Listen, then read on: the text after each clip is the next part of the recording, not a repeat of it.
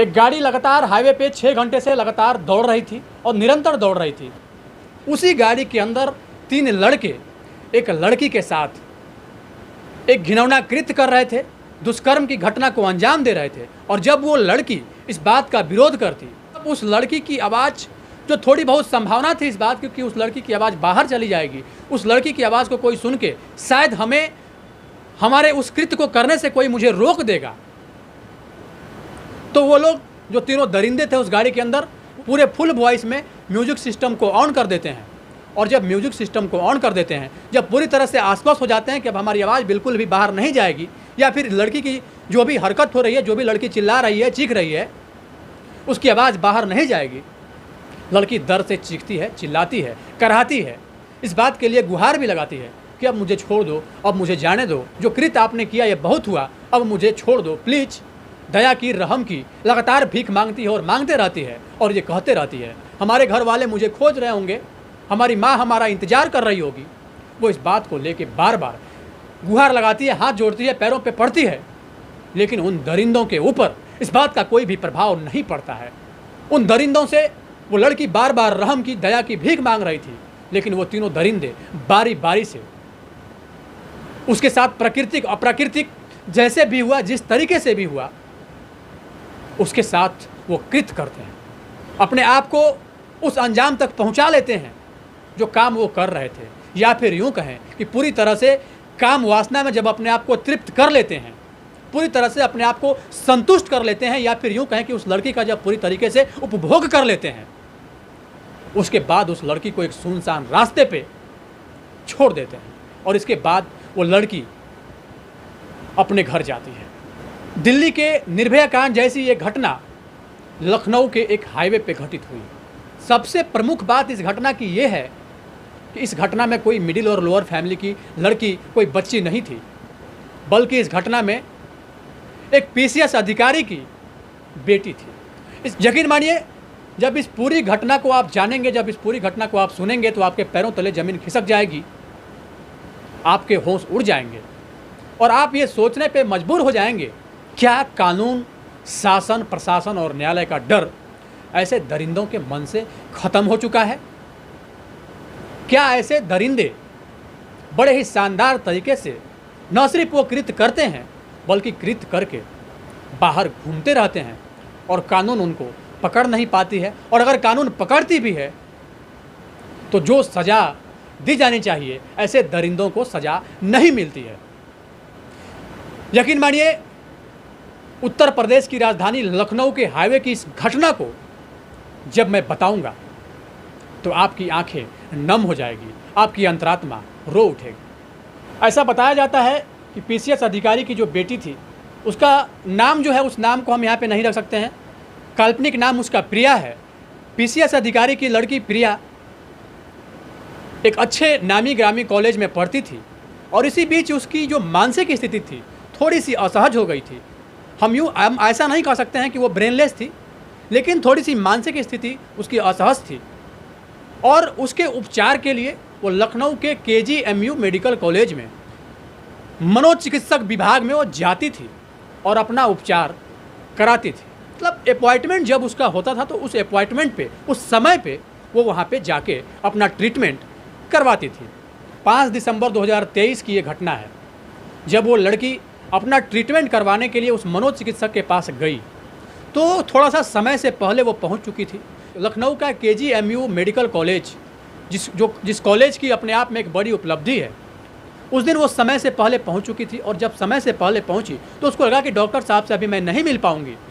इस बीच उस कॉलेज के बाहर एक चाय की टपरी थी और उस चाय की टपरी चलाने वाला सत्यम मिश्रा नाम का एक युवक था।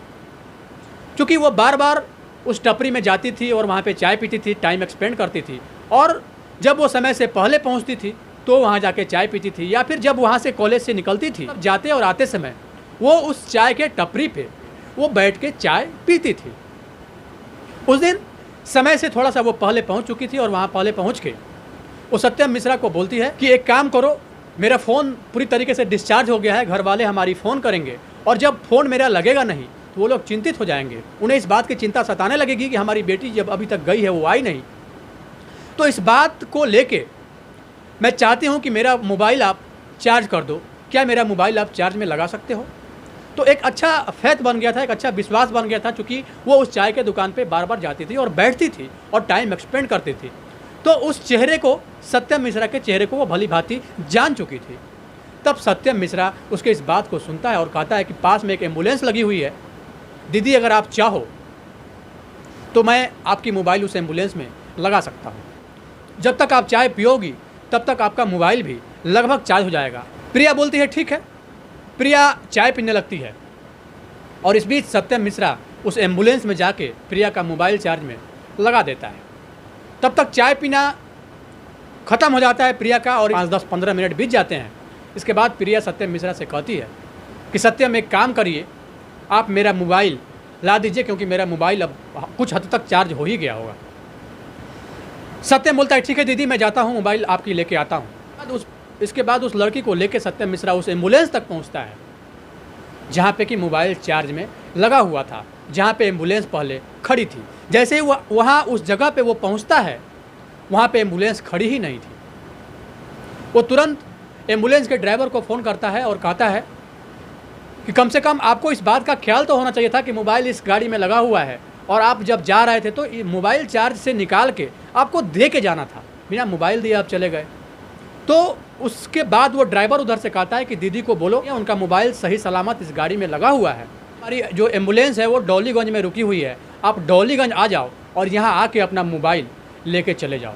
वो सत्यम मिश्रा जो था वो प्रिया को लेके डॉलीगंज पहुँच जाता है और जब डॉलीगंज उस ड्राइवर के बताए हुए लोकेशन पे पहुँचता है, वहाँ से भी एम्बुलेंस निकल जाती है और उस समय एम्बुलेंस उसको वहाँ भी नहीं मिलता है। इस बीच उस लड़की को, प्रिया को इस बात की चिंता होने लगती है कि आखिर कौन सा खेल मेरे साथ खेला जा रहा है। वो बोलती है कि जब डॉलीगंज उस ड्राइवर ने बुलाया फिर अचानक से वो गाड़ी लेके यहाँ से चला गया, तो फिर सत्यम मिश्रा इस बात पे कहता है हो सकता है कोई इमरजेंसी होगा, इसलिए वो यहाँ से निकल गया, अभी मैं कांटेक्ट करता हूँ। जैसे ही वो फ़ोन कर रहा था उसी समय एक लड़का वहाँ पे आता है। उस लड़का को प्रिया देखती है, वो कहती है कि ये लड़का तो उसी चाय के टपरी पे चाय पी रहा था जहाँ हम चाय पी रहे थे और फिर वो लड़का यहाँ पे कैसे आ गया।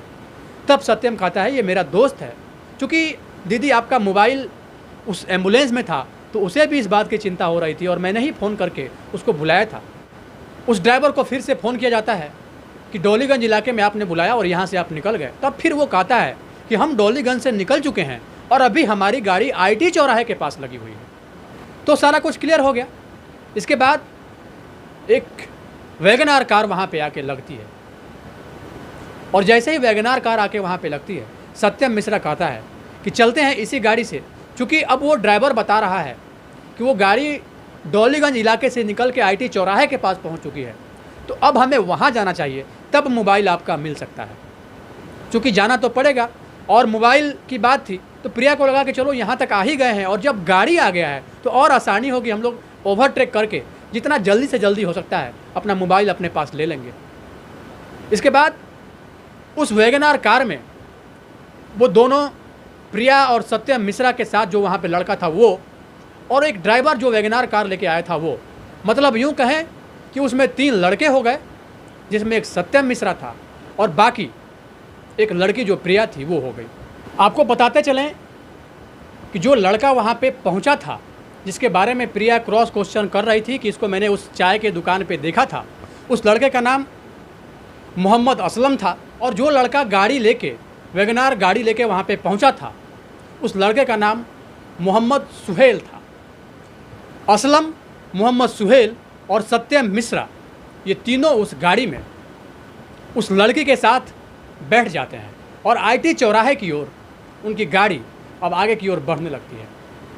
गाड़ी लगातार आगे की ओर बढ़ रही थी और प्रिया के मन में अब थोड़ी सी डर होने लगती है, इस बात की चिंता उसको सताने लगती है कि मैं अकेली लड़की और ये तीनों लड़के। क्योंकि सत्यम पे उसको भरोसा था, सत्यम को भली भांति वो जानती थी, सत्यम के बारे में, सत्यम से वो परिचित थी, भरोसा और विश्वास करके उस गाड़ी में वो बैठी रहती है इस आशा में कि अब हमारा मोबाइल आगे चल के IT चौराहे पे मिल जाएगा।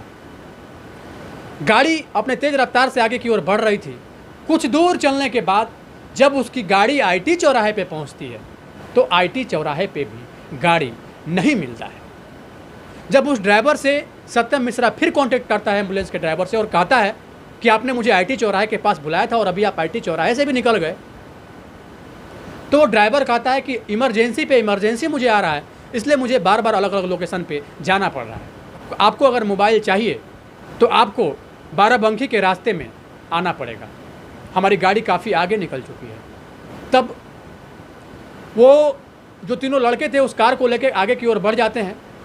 वैगनार कार में अकेली लड़की 3 लड़कों के साथ वो गाड़ी लगातार आगे बढ़ते हुए अपने तीव्र गति से जा रही थी और कुछ देर चलने के बाद, कई घंटे के सफ़र के बाद, एक सफ़ेदाबाद का एरिया आता है। जब गाड़ी वहाँ पहुँचती है, इसी बीच काफ़ी देर हो चुका था, 3 से 4 घंटे बीत चुके थे। तब सत्यम मिश्रा कहता है कि दीदी, अगर आप बुरा ना मानो तो मैं आपसे एक बात कहना चाहता हूँ। हम गाड़ी को यहीं पे रोकते हैं और यहीं पे सफ़ेदाबाद में ही एक ढाबा है। मैं चाहता हूँ कि हम लोग सब लोग थोड़ा सा खाना वाना खा लेंगे और इसके बाद फिर हम लोग आगे बढ़ेंगे, तो थोड़ा सा रास्ता आसान हो जाएगा और आपकी भी थोड़ी सी परेशानी कम होगी, क्योंकि आप भी भूखे होंगे और हम लोग तो भूखे हैं ही। तो हम लोग चाहते हैं कि थोड़ा सा हम लोग कुछ खा पी लें उस ढाबे में, इसके बाद आगे का रास्ता हम लोग तय करें। तब वो लड़की शुरू में तो इस बात के लिए मना करती है और बोलती है नो, ऐसा कुछ नीड नहीं है, ठीक हो जाएगा, थोड़ी दूर आगे चलेंगे, इसके बाद मोबाइल मिल जाएगा, जब उधर से लौटेंगे तब फिर थोड़ा बहुत कुछ खा लेंगे। लेकिन सत्यम के इस जिद से वो जो प्रिया थी वो बोलती है कि ठीक है, अगर आप कहते हो तो चलो हम लोग थोड़ा कुछ खा पी लेते हैं, इसके बाद ही आगे बढ़ते हैं। वो उस वैगनार कार को लेके एक ढाबे पे जाते हैं जो कि सफ़ेदाबाद में ही पड़ता है। उस ढाबे पे जाके वो चारों खाना पीना खाने लगते हैं। खाना पीना खाने के बाद, जैसे ही वो तीनों खाना खाने के बाद वैगनार कार में आते हैं, तो अब प्रिया की जो वर्तमान स्थिति थी वो असहज हो चुकी थी। जैसे ही वो गाड़ी में बैठती है, 10-15 सेकेंड के बाद ही उसको नींद आने लगता है। नींद आए भी क्यों ना, क्योंकि उन लड़कों ने खाने के साथ साथ जो वहाँ पे पीने का पानी था, उस पानी में कुछ नशीला पदार्थ मिला लिया था और उस नशीले पानी को पीने के बाद प्रिया असहज हो गई थी और पूरी तरीके से नशे में आ चुकी थी, या फिर यूँ कहें कि अब वो उस सिचुएशन में नहीं थी, उस कंडीशन में नहीं थी कि उसके साथ जो भी चीज़ अगर कुछ हो रहा हो तो वो उसका विरोध कर सके। अब उसका जो पूरा शरीर था वो जवाब दे रहा था। अब उसको नींद आने लगी और जैसे ही वो गाड़ी में बैठी, उसकी आंख ऑटोमेटिक बंद हो गई और जब आंख बंद हो गई तब उस गाड़ी का शीशा ये तीनों चढ़ाए ऊपर और इसके बाद हाईवे पे वैगनार कार दौड़ाना प्रारंभ कर दिए। मोबाइल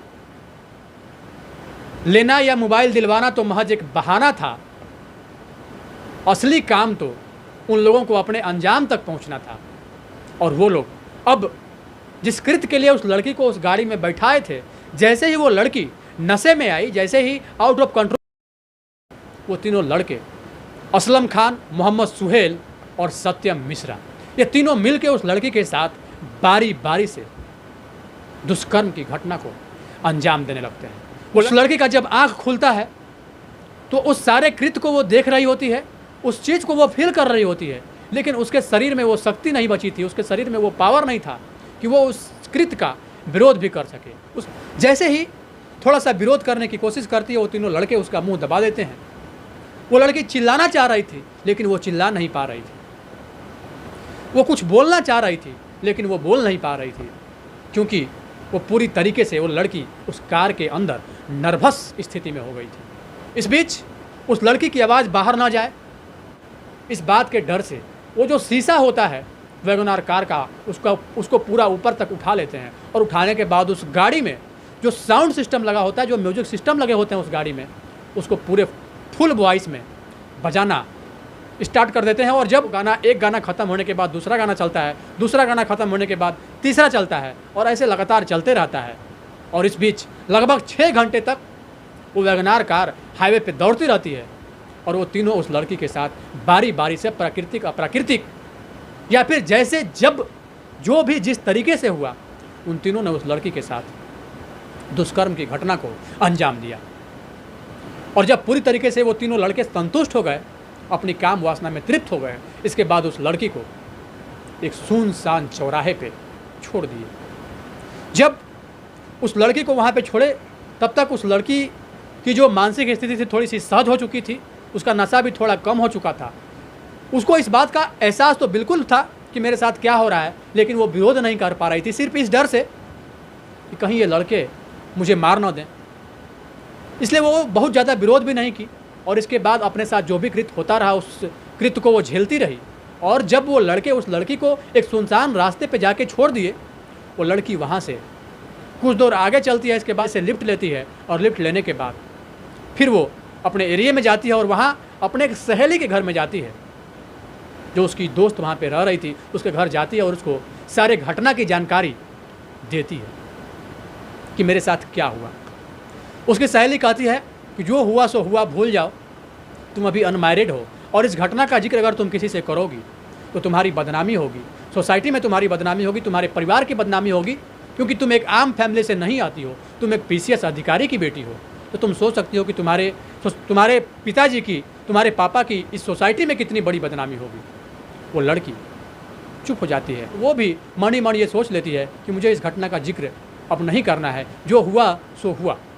इसके बाद वो लड़की अपने घर चली जाती है। उसकी मानसिक स्थिति बहुत पहले से ही अच्छी नहीं थी और उसी का ट्रीटमेंट चल रहा था KGMU मेडिकल कॉलेज में, और वहाँ पे जाके वो उपचार करवाती थी। अपने मनोचिकित्सक से अपने दिमाग को वो दिखाती थी, अपने ब्रेन का वो ट्रीटमेंट करवाती थी, वहाँ से वो मेडिसिन लेती थी, डॉक्टर के प्रिकॉशन में वो रहती थी। और इसी बीच उसके साथ जब इतना बड़ा हादसा हो गया, उस हादसा ने भी इसके मस्तिष्क को पूरी तरह से झकझोर दिया। एक तरह से यूँ कहें कि 50% उसका माइंड वहीं से असंतुलित हो गया। तमाम तरह की बातें उसके मन में आ रही थी और उसे इस बात का भी डर सता रहा था, इस बात का जिक्र अगर हमारे सोसाइटी में होगा, लोग जानेंगे तो हमारी तो बदनामी होगी ही होगी, साथ ही साथ हमारे सोसाइटी में हमारे पिताजी की भी बदनामी होगी। हमारे 2-3 दिन के बाद जब उसकी स्थिति नहीं सुधर रही होती है, तब उसकी माँ कहती है कि बेटी बताओ क्या बात है, तुमको मैं पिछले 3-4 दिन कि तुम्हारी मानसिक स्थिति बिल्कुल असहज है, तो तुम कुछ बोल नहीं पा रही हो ठीक ठाक से, तुम्हारे ब्रेन को मैं सही तरीके से पढ़ पा रही हूँ और मुझे ऐसा प्रतीत हो रहा है कि तुम किसी न किसी चिंता में ग्रसित हो, आखिर क्या बात है मुझे बताओ। तब वो लड़की प्रिया कहती है कि नहीं, कोई ऐसी चिंतित होने वाली बात नहीं है, कोई ऐसी बात नहीं है, थोड़ी सी पढ़ाई लिखाई को लेके मैं टेंशन में हूँ। बार बार वो जो उसकी माँ थी वो पूछ रही थी, कुछ पूछना चाह रही थी, मानो उसको इस बात का एहसास हो रहा था कि हमारी बेटी के साथ कुछ हो गया है, लेकिन वो बेटी सिर्फ और सिर्फ इसलिए इस बात को नहीं कहती थी कि हमारी बदनामी हो जाएगी, हमारे सोसाइटी में हमारे पिताजी की बदनामी हो जाएगी, हमारे पापा की बदनामी हो जाएगी, हमारे पापा की अगर बदनामी हो जाएगी तो हम या हमारे पिताजी कहीं भी समाज में मुंह दिखाने लायक नहीं रहेंगे। इस बात की चिंता मात्र से वो इस बात का जिक्र किसी के पास कर ही नहीं रही थी, इवन अपने माँ बाप से भी नहीं कर रही थी। माँ जब उसकी बार बार इस बात के लिए फोर्स करने लगी, तब वो विवश होकर रोते हुए ये बात बताना शुरू करती है कि जिस कॉलेज में मैं मेडिकल ट्रीटमेंट के लिए जाती थी, जिस डॉक्टर से मिलने के लिए मैं वहाँ पे जाती थी, और उसी कॉलेज के बाहर KGMU के ही बाहर एक चाय का टपरी है और वहीं पे सत्यम मिश्रा नाम का एक लड़का था। उसी चाय के दुकान पे मैं बार बार जाती थी, वहाँ पे बैठती थी और चाय वाय पीती थी। इसी बीच में मैं मोबाइल चार्ज लगाने के लिए बोली, मोबाइल किसी एम्बुलेंस में वो चार्ज में लगा दिया और फिर इसके बाद वो लोग अपना इधर उधर का गेम खेलना शुरू कर दिए और मुझे मोबाइल भी नहीं मिला। और मोबाइल लेने के ही बहाने मेरे साथ एक वैगनार कार में लेके गए और लगभग 5 से 6 घंटे तक मेरे साथ कुकृत्य किया या फिर उस घटना को अंजाम दिया। पूरी तरीके से जब वो अपनी माँ को ये बात बताती है, उसकी माँ के मानो पैरों तले ज़मीन खिसक गई। वो ये सोचने लगी कि आखिर इतना बड़ा हादसा हमारी बेटी के साथ हो गया। वो तुरंत इस बात की सूचना अपने पति को देती है, उस PCS अधिकारी को बताती है कि ऐसी ऐसी ये घटना घटित हुई है।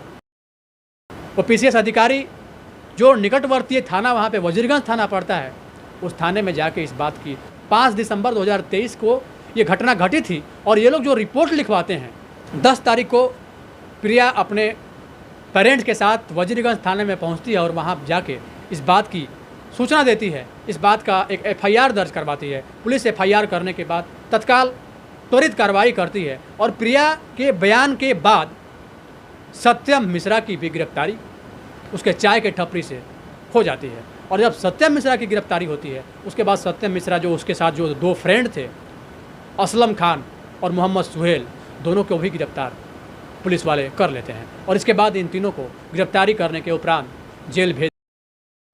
मानवता को शर्मसार करने वाली ये घटना उत्तर प्रदेश की राजधानी लखनऊ के एक हाईवे की है।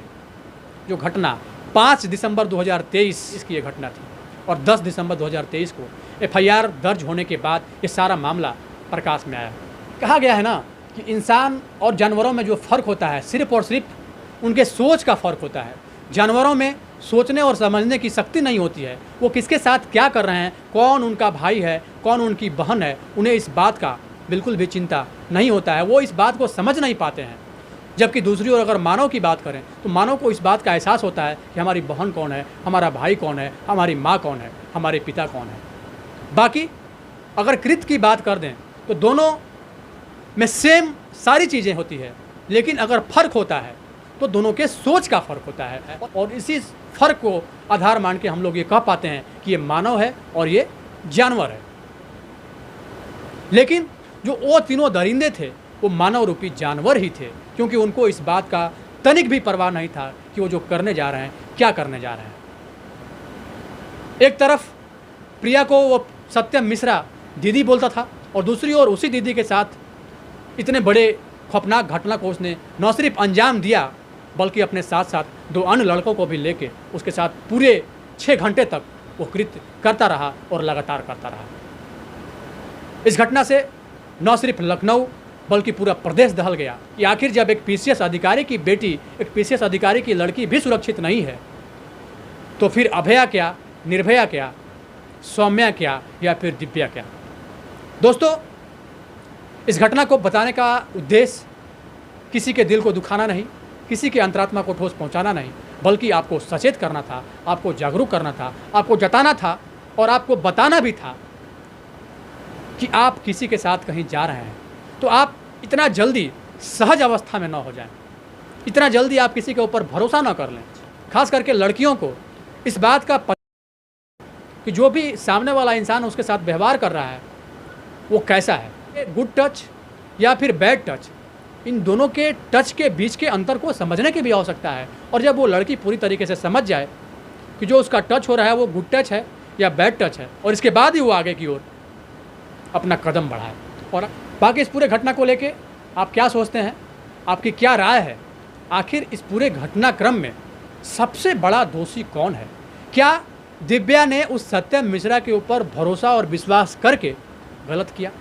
और अगर गलत किया तो फिर एक लड़की या फिर एक लड़का भरोसा और विश्वास भी किसके ऊपर करे? सवाल ये भी उठता है। सबसे बड़ा इस पूरे घटनाक्रम में दोषी कौन? सत्यम मिश्रा के दोनों फ्रेंड या फिर वो लड़की प्रिया खुद? अपनी राय निष्पक्षता के साथ कमेंट बॉक्स में ज़रूर दें और मेरा कोशिश रहता है, मेरा प्रयास रहता है कि आपके कमेंट का मैं जवाब भी दूं। घटनाक्रम को लेके आपकी क्या राय है? अपनी राय निष्पक्षता के साथ कमेंट बॉक्स में ज़रूर दें। बहुत बहुत धन्यवाद। आप जुड़े हुए थे जनतक न्यूज़ के साथ।